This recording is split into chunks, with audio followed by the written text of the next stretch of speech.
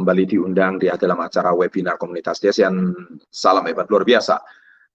Pada kesempatan kali ini saya ingin sharing beberapa hal, dan tentu beberapa hal ini sangat berkaitan dengan, berkorelasi dengan topik saya 2 minggu yang lalu, yaitu saya memberikan challenge 90 hari. Jadi ini berseri ya, setiap minggu ini saya berseri banget.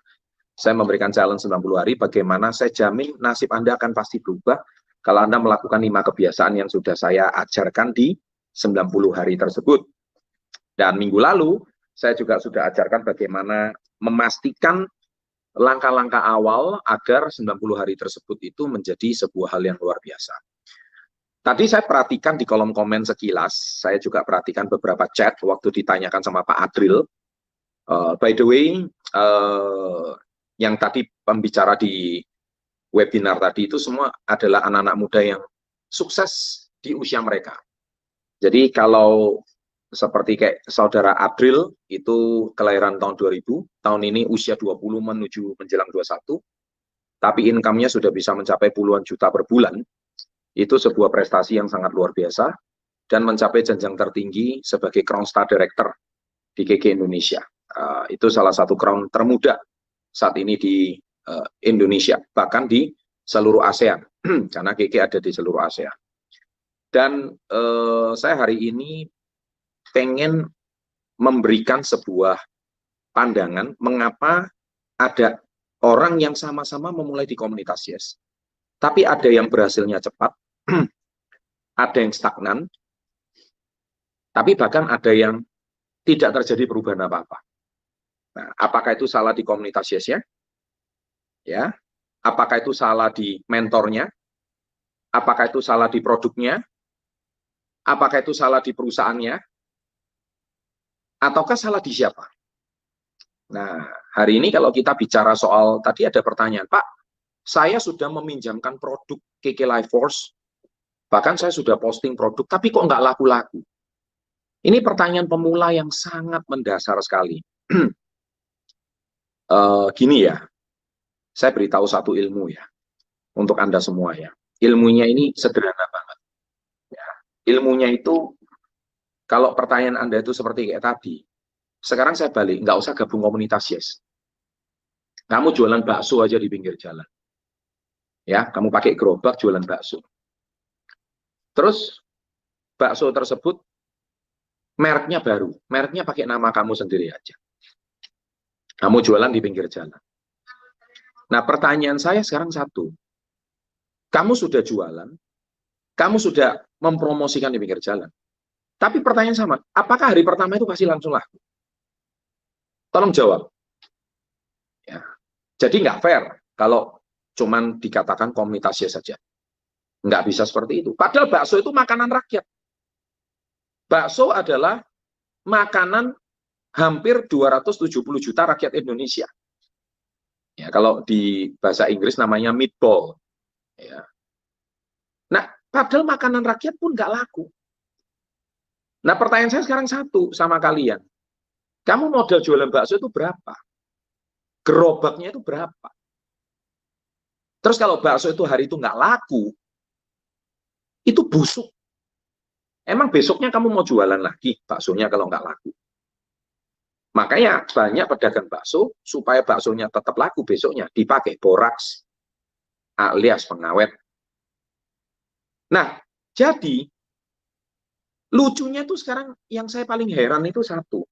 Kenapa orang jualan bakso terus berhenti beralih profesi yang lain? Dia nggak nyalakan dagang baksonya. Terus dia lihat, loh, kenapa ada orang dagang bakso kok rame? Kenapa ada orang dagang bakso itu bisa sampai antri-antri? Kenapa kok saya jualan enggak? Nah, akhirnya banyak orang akhirnya membuat satu pemaknaan, responnya, akhirnya menciptakan satu belief dan mindset baru. Jawabannya adalah, ya, setiap orang ada rezekinya masing-masing. Itu namanya bahasa penghiburan diri. Setiap orang ada rezekinya masing-masing. Salah nggak kata-kata itu? Kata-kata itu tidak salah. Tapi kata-kata itu tidak lengkap sama sekali. Kata-kata itu sama sekali tidak mencerminkan petarung. Kata-kata itu tidak mencerminkan Anda itu seorang pejuang. Kata-kata itu tidak mencerminkan Anda itu seorang entrepreneur. Kata-kata itu adalah kata-kata losers, bahkan kalau saya bilang. Atau pecundang. Kenapa? Loh Pak, salah nggak Pak kalau saya menghibur diri dengan kata-kata setiap orang ada rezekinya masing-masing? Tidak salah. Tapi itu juga tidak benar. Nah, apa maksudnya tidak benar? Ketika orang mengalami kegagalan, jualannya itu nggak laku, harusnya dia itu konsultasi ke mentor. Harusnya itu dia pelajari kenapa, evaluasi kenapa dia nggak berhasil. Dicari tahu, karena nggak ada kesuksesan itu secara instan. Mas, atau Mbak, atau adik-adik di seluruh Indonesia, kalau semua jualan bakso itu laku, mulai hari ini semua orang berhenti bekerja di kantor, semua orang nggak usah kuliah capek-capek, nggak usah sekolah mahal-mahal, ya, kemudian nggak usah pakai seragam sekolah, nggak usah bekerja lagi. Mulai sekarang besok semua dagang bakso. Kan gitu. Nggak fair dong. Ya kan? Jadi kalau misalkan statement itu menurut saya adalah satu klise. Nah inilah, di Indonesia ini adalah banyak sekali orang yang ketika dia baru usaha sekali dua kali, dia sudah pengen cepat langsung ada hasil. Gak ada. Tunjukkan saya hal yang instan sama saya juga pengen, dan jawabannya tidak ada. Makanya saya bahas di buku Success Before 30. Halaman 169. Saya ulang lagi. Nih, Anda lihat ya, halaman 169. Di sini saya menulis dengan sangat tegas. Bisnis yang sukses adalah masalah apa? Tuh Anda baca. Baca dengan sangat jelas. Bisnis yang sukses adalah masalah sikap. Nih, saya bacain supaya kalian itu mengerti. Ini dari 200 halaman, saya cuma baca satu halaman. Sikap, S-I-K-A-P. Sikap dalam bahasa Inggris itu adalah attitude. Attitude itu kalau Anda baca kisah sukses semua orang di muka bumi ini, mereka selalu penekanannya pada masalah sikap. Seringkali banyak orang berkata, mengapa sikap itu sesuatu yang sangat penting. Sahabat entrepreneur, mungkin Anda sebagai pemula, ada 3 poin yang perlu Anda garis bawahi tentang masalah sikap. Yang pertama adalah sikap mental. Nah, dari sini itu kelihatan banget kalau sikap mental Anda itu bermasalah. Pedagang bakso yang sukses itu pasti mengalami berdarah-darah di awal dia jualan. Pasti. Nggak laku, dibuang, disedekahkan pada orang lain. Nggak ada langsung laku. Baksomu enak, bisa dikenalkan orang mulut ke mulut. Bahkan sekarang jualan bakso pun pakai Instagram, pakai sosial media, pakai digital marketing. Ilmunya banyak, bos. Kalian tidak bisa mengatakan posting sudah pinjam kok laku. Enak banget. Kalau gitu besok kamu nggak usah capek-capek deh. Nah, sekarang analoginya bukan cuma di menjual produk keke. Analoginya di semua lini usaha itu sama. Ya, jadi kalian itu kadang-kadang nggak habis pikir gitu ya. Bahwa jualan apapun, kalau kalian nggak punya ilmunya, sama. Nah, bedanya kalau jualan bakso nggak ada mentor. Kalau jualan produk keke ada mentornya gitu. Tepuk tangan dulu. Ya kan? Nah, ini yang paling utama. Kalau jualan produk keke itu ada mentornya, sehingga ketika Anda mengalami kesulitan, Anda bisa konsultasi kepada orangnya. Nah, ketika Anda jualan bakso, Anda itu mentornya siapa? Paling banter mentornya orang tua kalian sendiri. Nah, orang tua kalian bukan pedagang bakso lagi, mungkin petani lagi. Nah, petani yang ahlinya ngertinya menanam padi, menanam mangga, menanam buah, lah kok ngajarin dagang bakso? Ya nggak cocok. Sama aja Anda hari ini tanya masalah matematika sama guru agama. Ya kebalik-balik jawabannya. Ya paham ya? Jadi kenapa kami siapkan mentor di sini? Makanya di buku Success Before 30 ini sangat jelas. Nomor 1 itu adalah if you want to be success before 30, nomor 1 adalah masalah mindset. Nomor 2 adalah masalah mentor. Ya, ini sudah sangat jelas di sini. Mentor. Saya sudah jelaskan, mentor ini penting. Dan yang ketiga adalah masalah alat. Tadi udah dijelaskan alat sama Pak Adril. Nah, saya kembali ke cerita mentor. Ini masalah sikap. Nah, jadi kalau ketika kalian udah pinjamkan produk, keke Lifers kok nggak beli? Ya enak aja dong. Kalau gitu besok semua orang berhenti bekerja aja. Nggak ada ceritanya. Ngapain saya capek-capek bikin motivasi seminggu 4 kali di channel Success Before 30. Ngajarin menggedor mindset kalian satu persatu, menguliti mindset kalian satu persatu. Ya nggak gitu caranya. Itu pun perlu diulang, baru orang itu paham. Kalau tidak, bahkan Anda perhatikan ya, saya punya materi itu bervariasi. Ya, mikirinkan materi ya setiap minggu itu tidak mudah loh. Ya, tidak mudah. Jadi kalian itu sudah diberikan materi pun tidak bisa mencerna dengan baik. Dan akhirnya Kalau kalian tidak berhasil, ya masa salah di pemateri. Ya, jadi kita harus paham ya.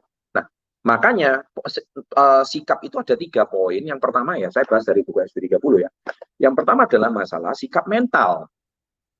Jadi mentalitinya ini harus kuat. Kalau kalian rugi di dagang awal, oke, dicari tahu kenapa masalah. Itu rugi loh. Kalau dagang bakso langsung rugi. Kalau produk keke nggak rugi loh. Itu karena produk keke nggak langsung expire dalam 1 hari. Nggak ada produk keke expire 1 hari. Kalau bakso itu expire 1 hari, oke? Jadi lebih enak mana? Dagang produk keke atau dagang bakso? Kadang-kadang kita harus mikir. Ya, jadi produk keke itu kalau kalung, ini malah nggak ada expirednya. Ini selama produk masih dikandung badan, dikandung badan ceritanya ya. Ini nggak laku. Pasti cepat lambat atau laku. Super Green Food contohnya, itu expirednya 2 tahun. Pembalut Nates 2 tahun. Iya kan? Ada beberapa suplemen kita rata-rata 2 tahun. Ya, Niwana SOD 1,5 tahun.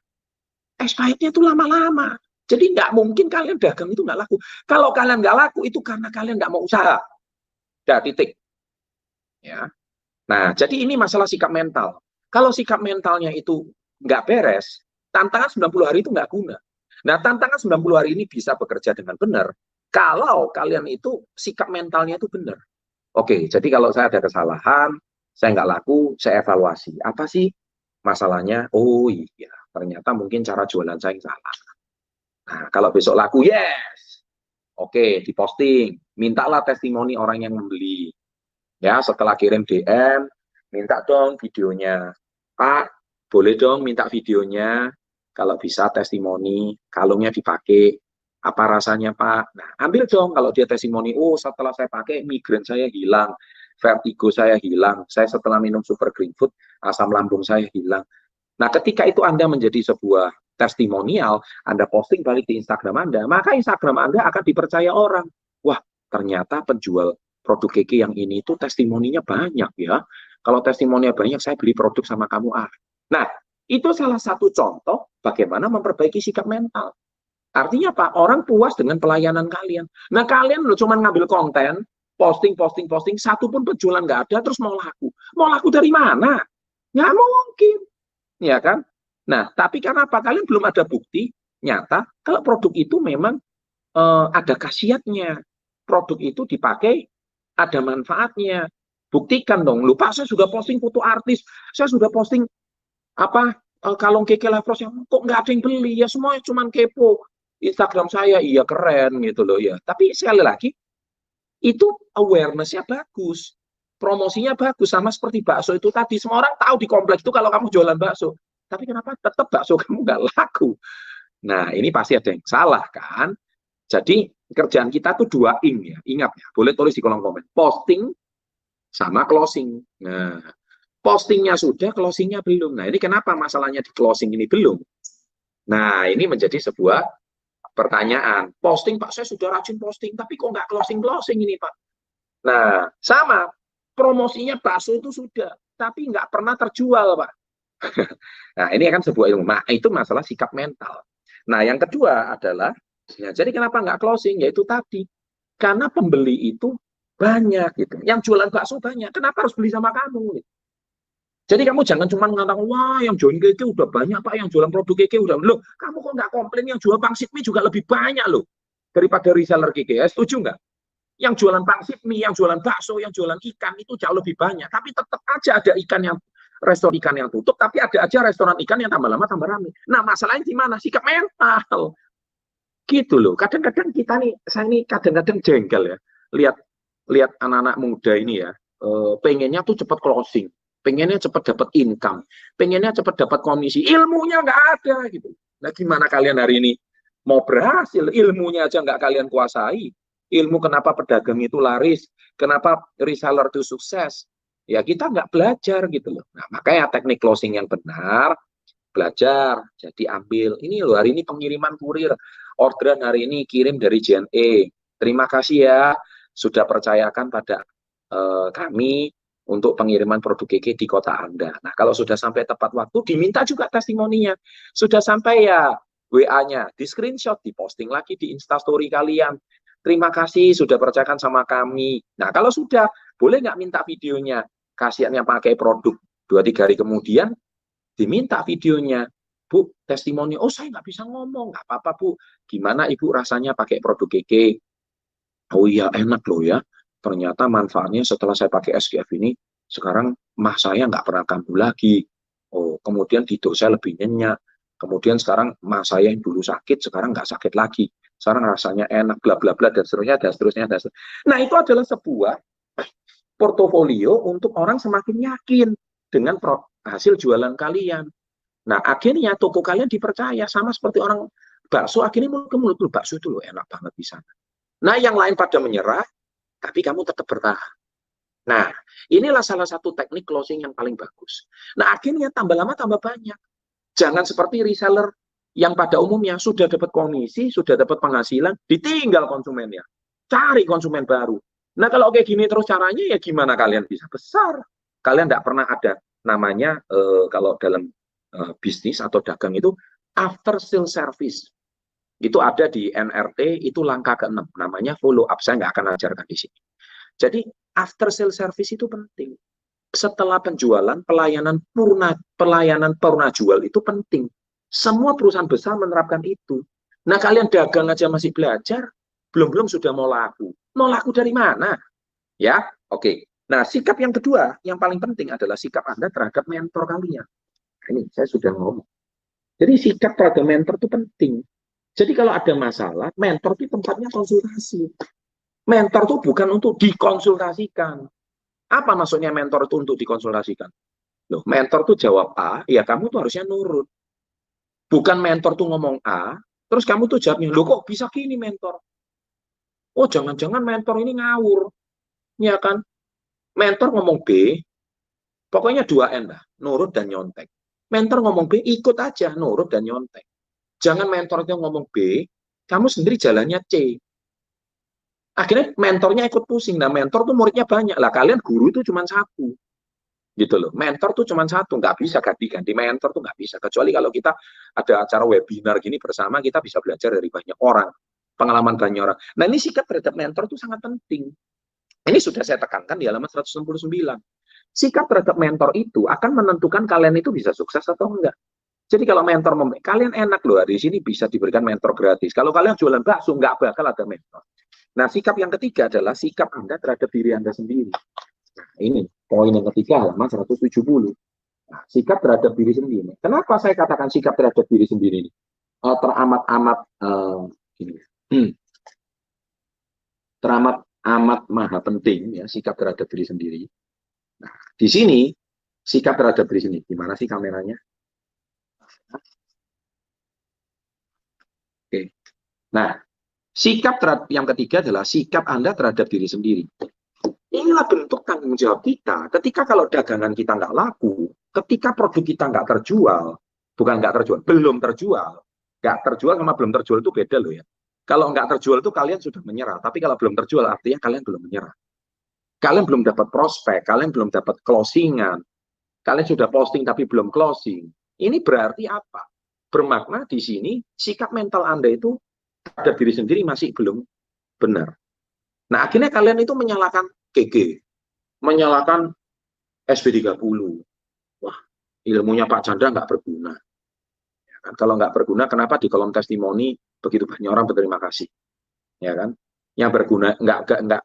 Terus kalau channel SB30 nggak berguna, terus kamu tuh sudah berguna dan bermanfaat apa sih bagi masyarakat? Dan yang komentari akhirnya subscribernya baru 10. Gitu. Kalau kamu sudah hebat, channelmu udah jutaan, Mas. Ya kan? Kadang-kadang saya ini juga nggak habis pikir dengan orang yang nyinyir-nyinyir seperti kayak gitu. Itu artinya dia nggak punya masalah sikap terhadap diri sendiri. Nah, kalau dia nggak punya masalah sikap dengan diri sendiri, akhirnya mereka itu adalah orang-orang yang sangat tidak bertanggung jawab. Nah, dia kalau mengerjakan apapun, itu pasti nggak ada yang berhasil. Bukan kita ini mendoakan yang jelek, tapi memang sikap mental dia terhadap diri sendiri itu juga nggak benar. Sudah sikap mentalnya bermasalah, sikap terhadap mentor bermasalah, sikap terhadap diri sendiri pun bermasalah. Makanya hari ini, di challenge 90 hari ini udah masuk ke 7 hari yang ketiga ya. Jadi udah 21 hari. Sejak saya membuat webinar yang 3 minggu yang lalu. Dan ini 90 hari itu Berarti 12 minggu, ini udah masuk 3 minggu. Harusnya setiap minggu ini kalau kita jalankan seperti ini, niscaya sikap mental Anda itu pasti akan berubah. Jadi produk KK itu produk yang bagus, sudah terbukti, ada izin POM-nya. Ya, produk kita udah 21 tahun, 22 tahun di Indonesia. Dan yang sembuh itu udah banyak. Gitu loh. Jadi sudah 100% bahwa produk kita itu nggak usah dipertanyakan kualitasnya. Produknya bermasalah. Cuman kalau bukan produk kita nggak bagus, tapi cara Anda mempresentasikan, cara Anda delivery, cara Anda itu mengclosing produk kita itu sehingga produk yang bagus itu jadi tidak bagus di mata konsumen. Gara-gara si penjualnya. Iya kan? Nah, ini yang hari ini saya hari ini mau tegaskan bahwa sebetulnya bukan produk gigi yang nggak bagus gitu, tapi cara presentasi Anda yang tidak bagus. Cara Anda demo produknya yang tidak bagus. Cara Anda menyampaikan penjualannya itu yang tidak bagus. Makanya kita mesti belajar di sini. Ya, sekian dari saya pada malam hari ini. Sampai jumpa nanti di minggu keempat sampai 12 minggu. Saya akan konsisten sejak saya bikin challenge 90 hari itu. Ya, dan ini buku Success Before 30 yang belum miliki segera wajib miliki. Kalau rumusannya bukunya aja Anda belum punya, lah gimana dagang mau sukses? Lucu kan? Dan ini yang saya geli kadang-kadang. Dagang bakso rugi 10 juta mau, tapi miliki buku yang 190.000, Anda ngomong mahal. Mas-mas, mbak-mbak, kakak-kakak, adik-adik yang saya cintai, 190.000 itu kalau kamu sekali makan malam ya, habis ya. Kamu makan di mall gitu. Makan berdua, bertiga, berlima. Kamu habis makan besok sudah nggak jadi kemana itu makanan. Tapi kalau buku, ini pengalaman saya selama hampir 25 tahun. 25 tahun ini kalian bisa curi ilmu saya. Kalian bisa copy paste isi otak saya. 25 tahun. Hanya dengan harga 190.000. Ini jauh lebih murah daripada fotokopi. Ada yang ngomong gini, Pak, bukunya boleh difotokopi nggak supaya lebih murah. Hey, saya beritahu Anda, orang sukses itu nggak ada yang fotokopi. Bukunya ini hardcover. Hardcover itu artinya apa? Buku ini awet, ya, bisa dipakai lama. Saya sengaja bikin selalu pasti hardcover, nggak mau soft cover. Kenapa? Buku itu adalah aset yang paling mulia. Buku itu adalah jendela dunia. Dengan adanya buku, maka kalian itu akan membuka wawasan dan cakrawala berpikir. Saya dulu juga sukses. Itu juga karena sering baca buku. 15 menit per hari. Itu konsisten. Dengan demikian, itu mengasah cara berpikir saya. Seperti halaman pertama buku Badai Pasti Berlalu, mengasah gergaji. Dari 7 kebiasaan tersebut, dari bukunya Stephen R. Covey. Kalau gergaji itu diasah terus setiap hari, gergaji itu akan tajam. Begitu juga mindset. Kalau mindset itu setiap hari diasah, mindset itu akan sangat tajam. Cara berpikir kita akan sangat tajam, cara berbicara kita akan sangat tajam, termasuk cara closing pun kita tajam. Lah kalian buku aja nggak mau beli. Tapi kalau ganti HP suruh nomor 1. Gimana kalian mau ganti? Gimana mau dagangannya laku? Ganti HP terus ilmunya nggak ada. Ya, saya rasa itu yang bisa saya sampaikan malam hari. Terima kasih, selamat malam, sampai jumpa minggu depan. And always salam hebat luar biasa.